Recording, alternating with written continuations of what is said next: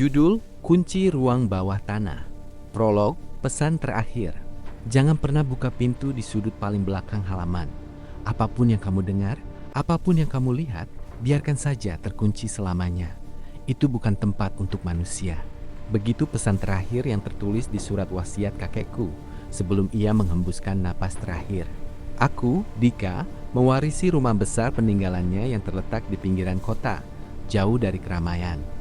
Awalnya aku mengira itu hanya cerita menakut-nakuti agar aku tidak sembarangan mengubah struktur rumah. Aku salah besar. BAB 1. Temuan yang tak disengaja. Hari-hari pertama tinggal di rumah itu terasa biasa saja. Rumahnya memang tua, luas, dan terasa agak sepi. Tapi tidak ada yang aneh. Aku sibuk membereskan barang-barang dan membersihkan sudut-sudut rumah yang berdebu. Suatu sore, saat aku sedang menyapu daun kering di bagian paling belakang halaman, sepatuku tersandung sesuatu yang keras di bawah tumpukan tanah dan rumput liar. Aku membersihkannya dengan tangan. Ternyata itu adalah sebuah pintu besi tua yang tertanam di tanah. Tingginya hanya sekitar 1 meter, dengan gembok besar yang sudah berkarat parah.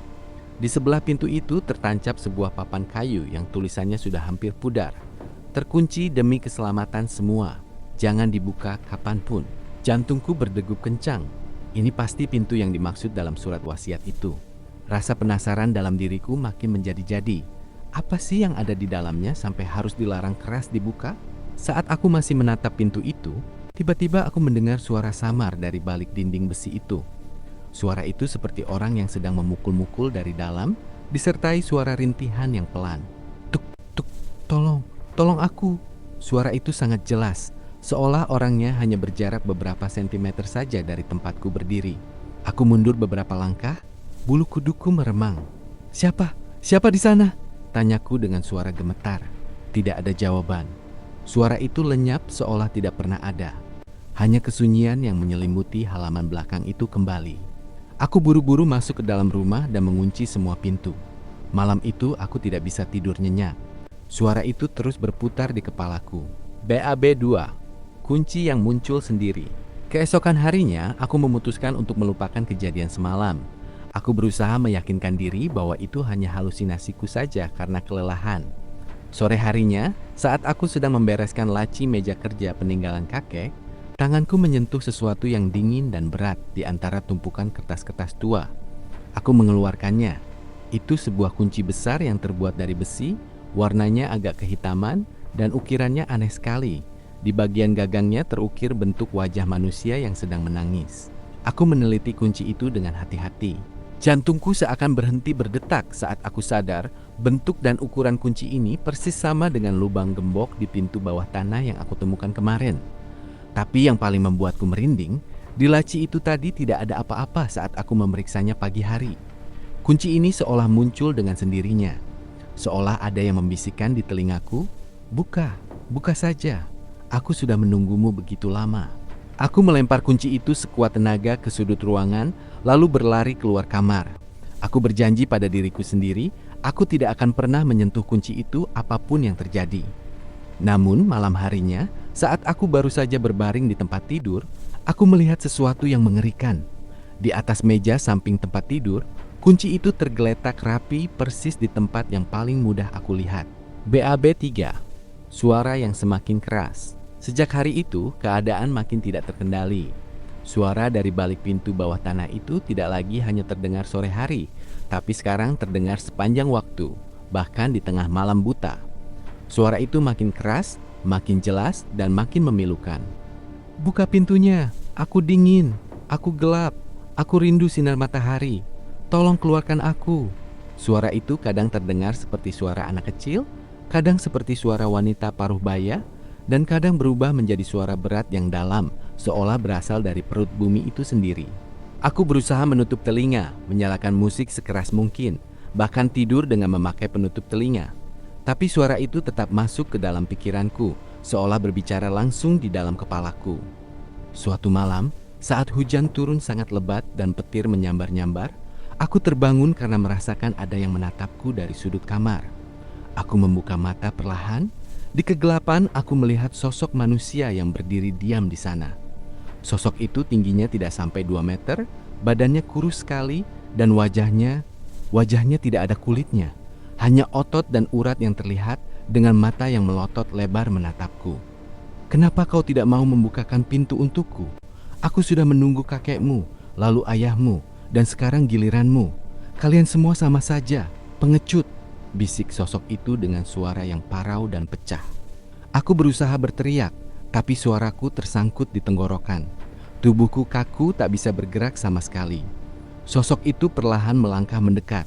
Langkahnya berat, disertai suara tulang yang bergesekan satu sama lain. Saat jaraknya tinggal beberapa langkah saja dariku, tiba-tiba suara ayam jantan berkokok dari kejauhan. Seketika itu juga sosok itu lenyap, seolah disedot masuk ke dalam kegelapan. Aku baru bisa bergerak kembali dan menjerit sekuat tenaga.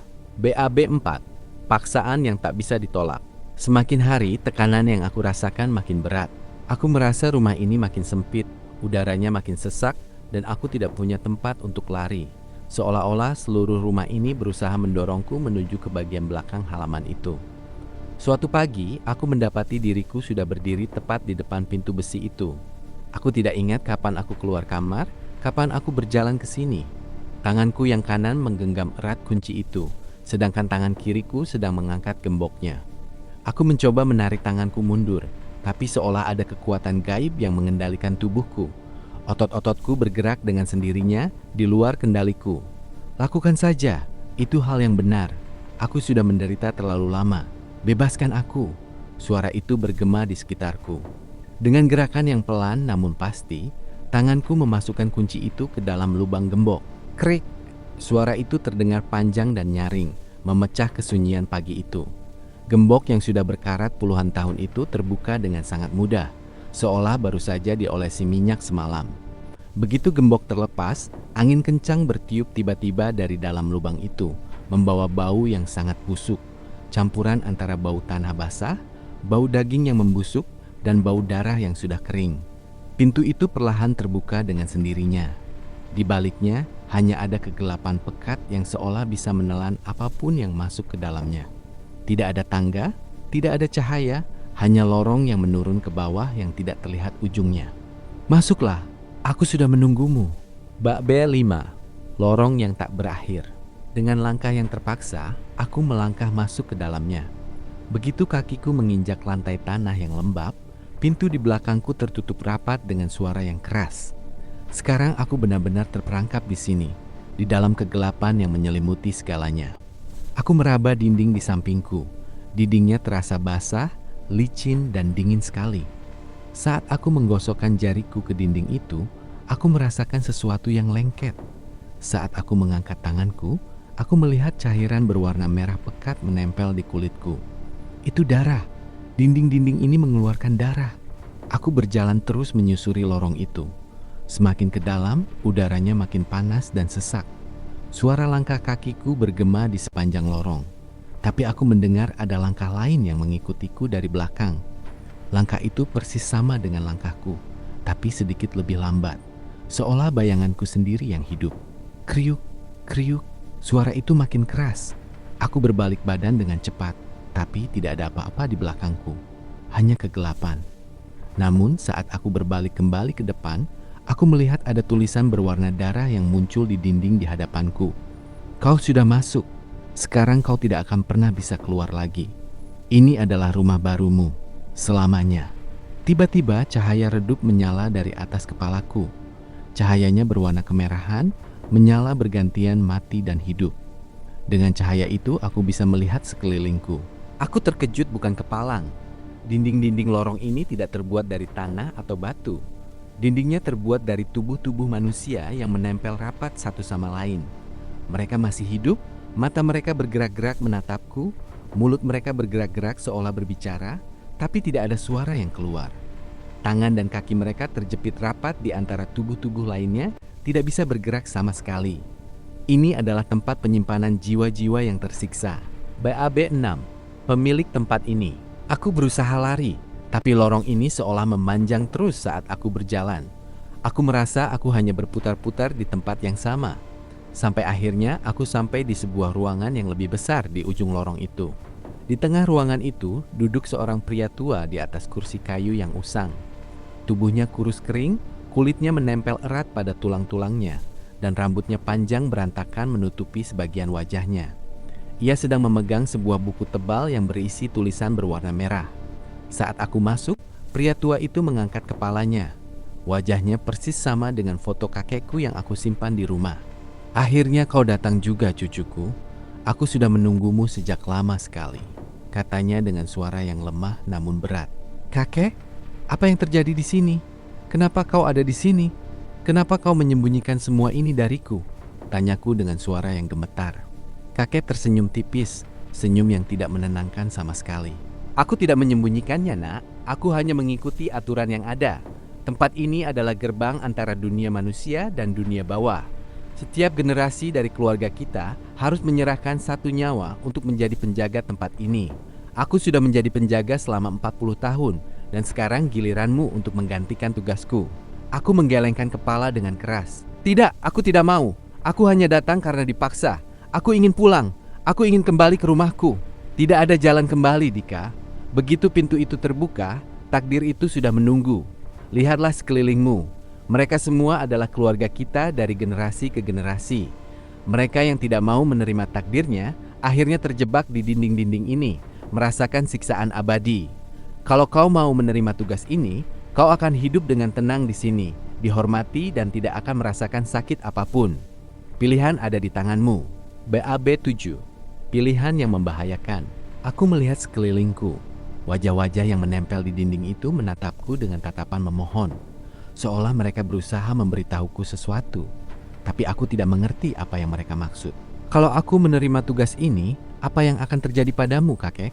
tanyaku dengan hati-hati. Kakek tertawa kecil. Suara tawanya terdengar menyakitkan. "Kalau kau menerima, aku akan bebas. Aku bisa pergi ke tempat yang seharusnya aku tuju puluhan tahun yang lalu. Tapi kalau kau menolak, maka kau akan menjadi seperti mereka, terperangkap selamanya. Sedangkan aku akan tetap di sini menunggu generasi berikutnya." Jantungku terasa remuk redam. Ini bukan pilihan. Ini hanya keputusan yang akan menentukan siapa yang harus menderita lebih lama. "Apa yang harus aku lakukan untuk menerima tugas ini?" tanyaku akhirnya. Kakek menunjuk ke sebuah meja batu yang ada di sampingnya. Di atas meja itu tergeletak sebuah belati kecil yang berlumuran darah kering. "Kau harus menorehkan darahmu sendiri ke dalam buku catatan ini, lalu membacakan sumpah yang ada di dalamnya. Setelah itu, kau resmi menjadi penguasa dan penjaga tempat ini. Tidak ada yang berani mengganggumu lagi." Aku melangkah mendekati meja itu. Tangan aku gemetar hebat saat aku memegang belati itu. Dinginnya besi itu menusuk sampai ke tulang-tulangku. Aku melihat ke arah buku itu, dan mataku terhenti pada satu kalimat yang tertulis di halaman paling atas. "Siapa yang bersumpah akan menjadi tuan tempat ini, tapi jiwanya akan terikat selamanya. Ia tidak akan pernah mati, tidak akan pernah beristirahat, dan tidak akan pernah bisa kembali ke dunia manusia." Aku baru sadar, menerima tugas ini sama saja dengan menjual nyawaku dan kebebasanku selamanya. BAB 8. Misteri yang terungkap. Saat aku masih ragu-ragu memegang belati itu, mataku tertuju pada sebuah laci kecil di bawah meja batu itu. Rasa ingin tahu yang tersisa membuatku membukanya perlahan. Di dalam laci itu, aku menemukan sebuah buku harian yang ditulis tangan oleh kakekku.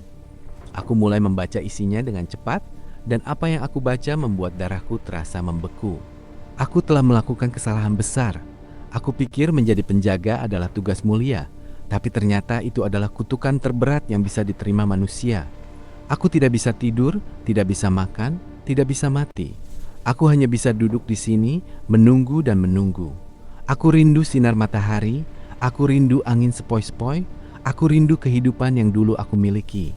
Aku berusaha memberitahu anakku, ayah Dika, tapi ia tidak percaya padaku. Akhirnya ia meninggal dunia dalam kecelakaan yang misterius. Sekarang harapanku hanya ada pada cucuku, Dika.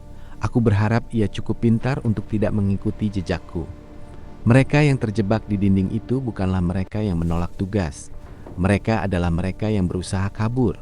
Kalau ada cara untuk keluar dari sini, aku pasti sudah melakukannya bertahun-tahun yang lalu.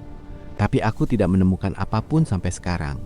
Aku hanya bisa berharap ada orang yang bisa menemukan rahasia tempat ini. Hati-hati dengan apa yang aku katakan padamu nanti, Dika. Aku mungkin akan terlihat seperti orang jahat, tapi aku hanya berusaha menyelamatkanmu dari nasib yang sama sepertiku. Ingatlah satu hal, Kekuatan terbesar yang ada di sini bukanlah sihir atau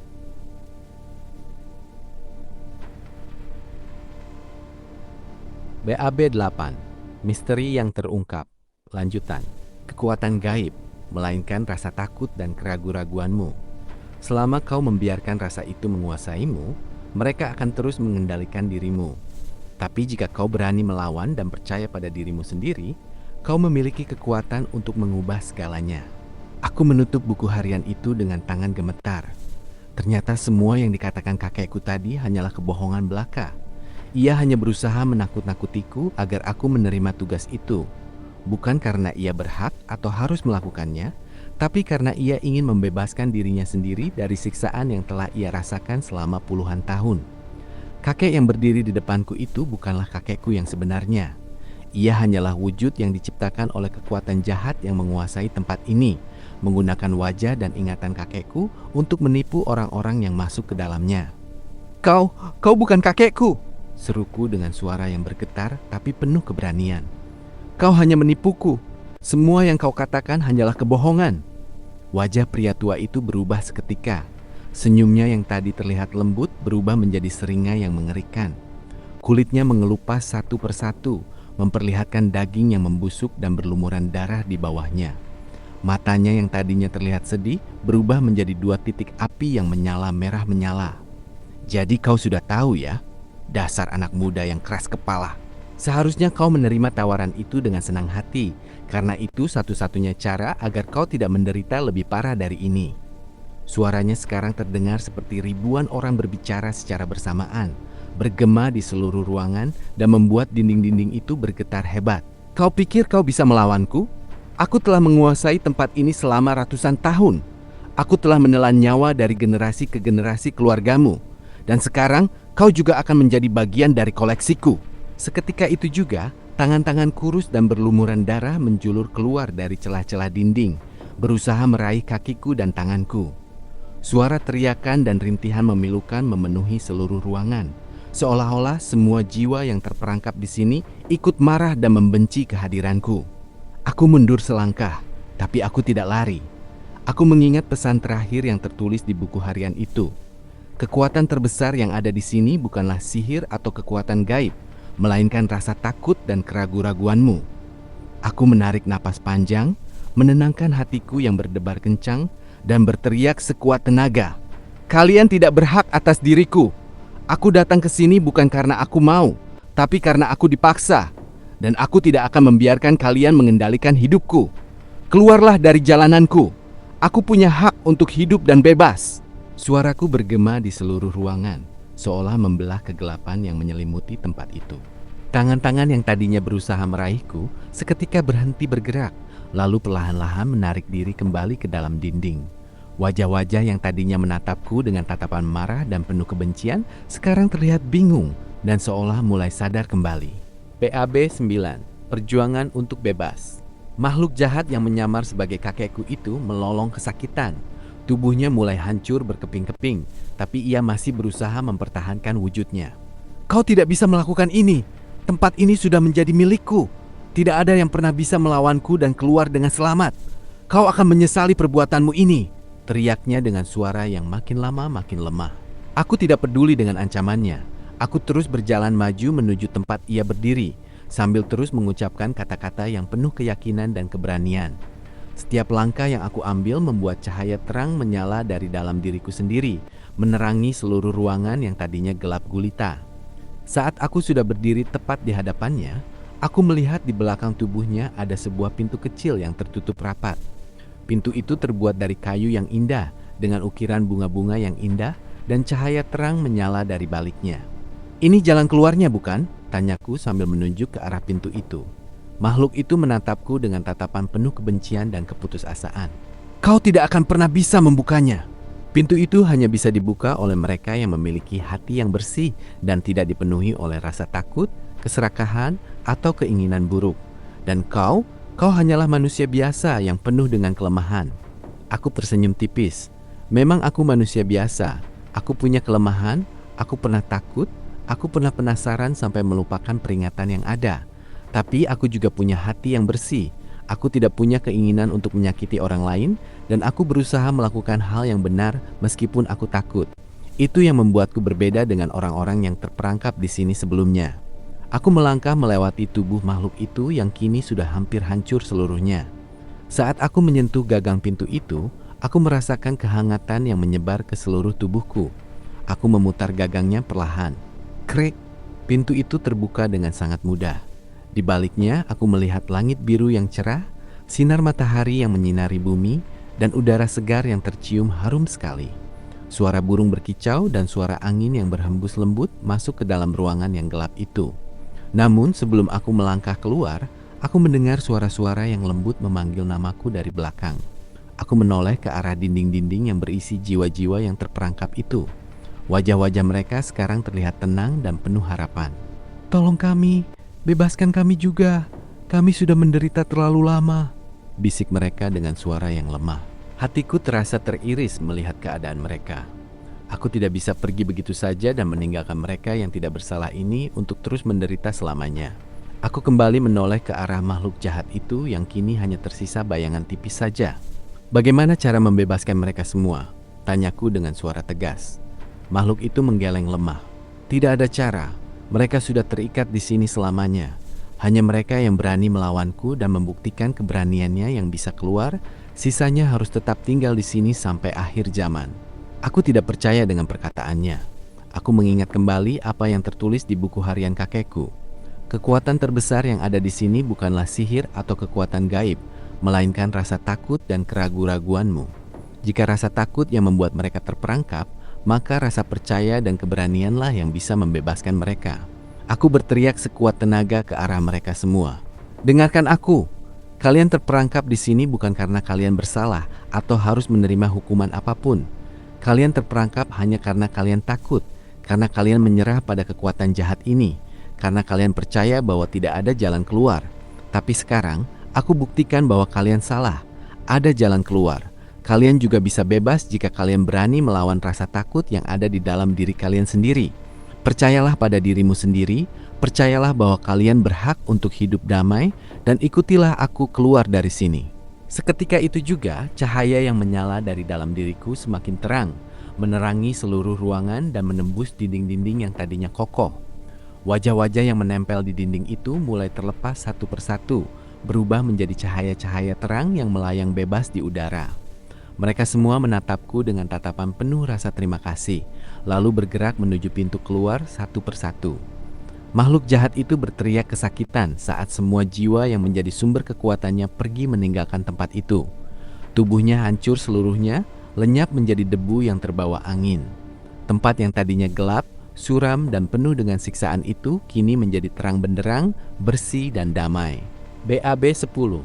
Akhir dari segala kegelapan. Akhirnya, aku juga melangkah keluar dari ruangan bawah tanah itu. Begitu kakiku menginjak tanah halaman belakang rumah, pintu besi di belakangku tertutup dengan sendirinya. Aku menoleh ke arah pintu itu dan aku melihat bahwa semua tulisan peringatan yang ada di sana sudah hilang. Bahkan gembok dan kuncinya lenyap tanpa bekas, seolah-olah pintu itu tidak pernah ada sama sekali. Aku menarik napas panjang, merasakan udara segar yang masuk ke paru-paruku.